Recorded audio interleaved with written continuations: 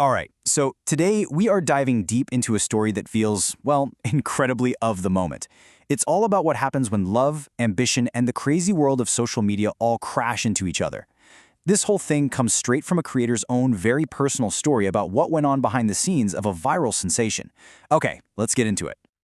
This quote from the foreword of the original post just it hits the nail on the head, doesn't it? This is going to be our central theme, that fuzzy, often invisible line between the life you're actually living and the one you're performing for an audience. So our story kicks off in a place a lot of us can probably relate to. We meet our narrator, fresh out of school, feeling totally lost. But he's about to find a new purpose, and it's all through the lens of a camera. Picture this. He's struggling after getting his master's, so he picks up photography, kind of like therapy. Then one day, he's in a park and he sees her. She's this ball of energy trying to film a reel and just fumbling with her phone. He walks over, offers the help, and just like that, their worlds collide.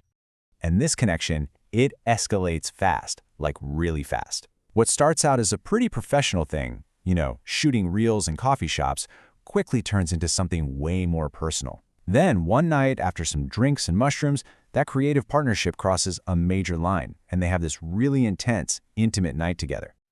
And this is where things start to get, well, really complicated. Their relationship, if you can even call it that, becomes this messy tangle of his very real feelings and what seems to be for her just a professional collaboration that's working out great. The morning after their first night, he's feeling this massive, profound connection. But she just turns to him and says this, super casual, almost like closing a business deal. It kind of sets this painful, detached tone for everything that comes next. And this right here, this is the absolute core of the problem. You can see it laid out. In his mind, they were building a real, genuine relationship. But every time he tried to talk about it, to define it, he'd get shut down with stuff like, "We're just vibing," or "It's chill, don't put labels on it." He was falling in love. She was just vibing. So he ends up giving this dynamic a name, the collab illusion. She'd use this phrase, "we're growing together," and that's what hooked him. But what was really happening was a totally one-sided deal, where he was pouring all his time, all his creativity, even his own money, into her brand, getting nothing in return. All because he was holding on to the hope of a future they were building together. And here's the kicker. It worked. Her career absolutely explodes. She goes from a nobody to totally viral. But as her star is rising, the guy who's making all happen, our narrator, is being quietly and completely erased from the picture.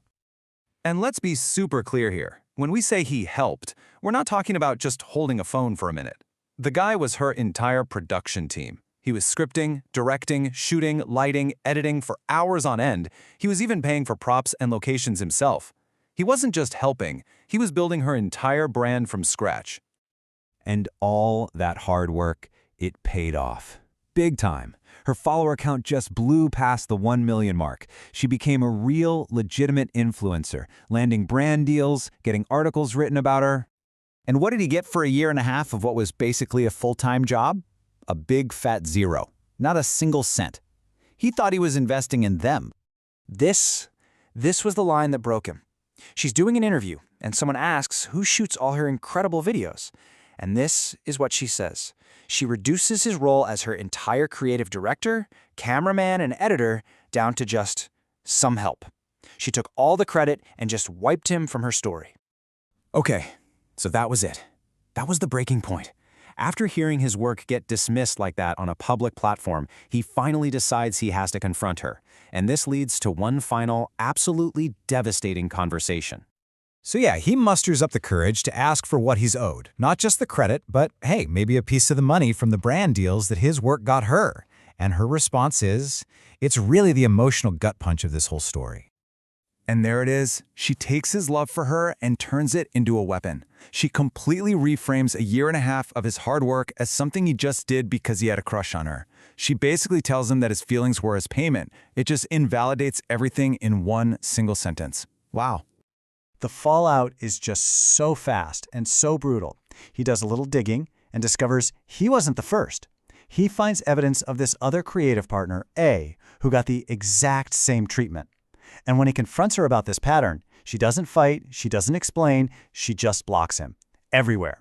And within a week, she's got a new photographer. It's like he never even existed. So after all of that, where do you even go from there? This final part of the story is all about him trying to pick up the pieces, and then this one last twist comes along that leaves him with this huge, haunting question.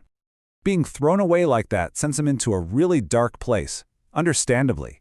But slowly, bit by bit, he starts to rebuild. He lands a full-time job in his field. And most importantly, he picks up his camera again. But this time, it's for him. He's just shooting life on the street, small moments. He's taking his art back.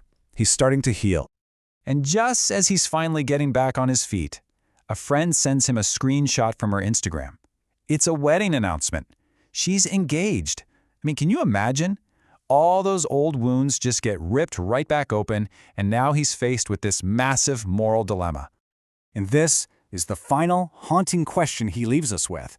Does he owe it to this new guy to tell him the truth about the person he's about to marry? Or is it more important to protect his own peace and just walk away?